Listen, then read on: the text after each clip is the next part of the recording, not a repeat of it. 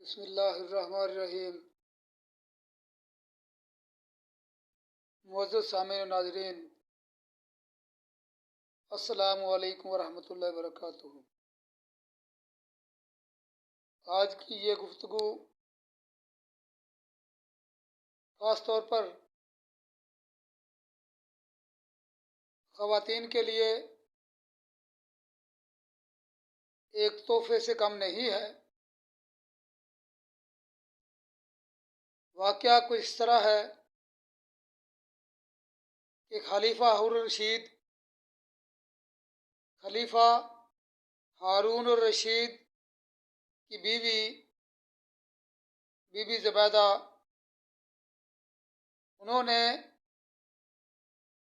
عرب شریف کو پانی کی فراہمی کے لیے ایک نہر کھدوائی تھی جس کا نام نہر سویز ہے۔ بی بی زبیدہ نے اپنے خاوند خلیفہ ہارون الرشید کے زمانے میں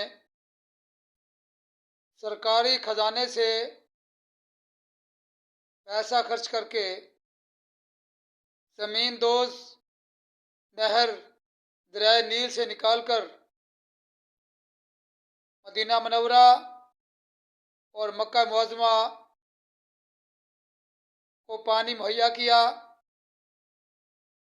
جب یہ نہر مکمل ہو گئی تو جو لوگ اس نہر کو بنانے اور سنوارنے کے کام پر متعین تھے، انہوں نے نہر کی تکمیل کے بعد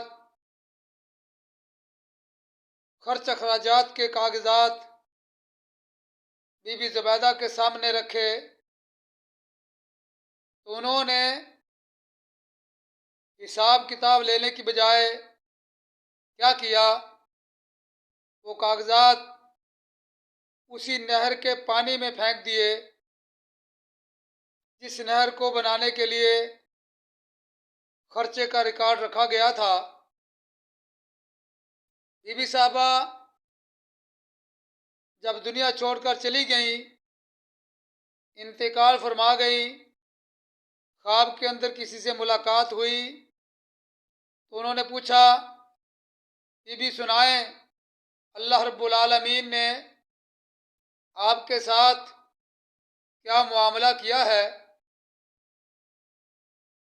تو بی بی صاحبہ نے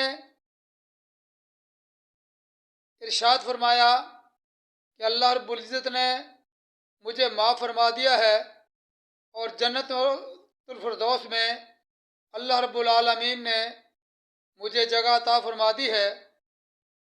تو پوچھنے والے نے یہ کہا کہ بی بی صاحبہ، اللہ رب العالمین نے آپ کو معاف تو کر ہی دینا تھا، کیونکہ آپ نے ایک بہت بڑی نیکی کی ہے، دریائے نیل سے نہر کھود کر کے مدینہ منورہ اور مکہ معظمہ 2 عرب کے اہم شہروں کو پانی فراہم کیا ہے۔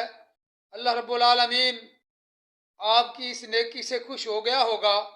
لیکن آگے سے بی بی صاحبہ نے جو جواب دیا وہ بڑا قابل غور ہے۔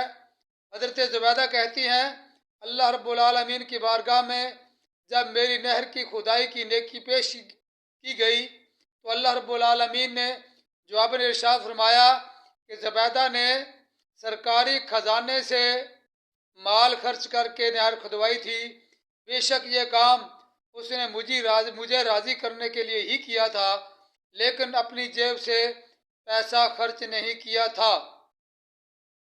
لیکن اللہ رب العالمین نے مجھے پھر بھی بخش دیا۔ بخشا کیوں؟ اس کا جواب بی بی صاحبہ نے یوں ارشاد فرمایا کہ ایک وقت اذان ہو رہی تھی اور میں ننگے سر بیٹھی تھی، جو ہی اذان کی آواز میرے کانوں کی سماعت تک ٹکرائی، میں نے فوراً ہی اپنا دوپٹہ اپنے سر پر اوڑھ لیا۔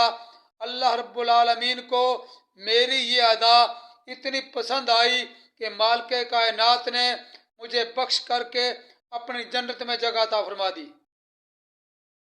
تو بہنوں بھائیوں، خاص طور پر مسلمان بہنوں سے یہ اپیل ہے کہ جو ہی کم از کم اپنے گھر میں ہوں یا باہر ہوں، جو ہی اذان کی آواز سنائی دے تو اپنے سروں کو اپنے دوپٹوں سے، چادروں سے، اوڑھنیوں سے ڈھانپ لیا کریں تاکہ اللہ رب العالمین کی رضا انہیں بھی حاصل ہو سکے۔ السلام علیکم ورحمۃ اللہ وبرکاتہ۔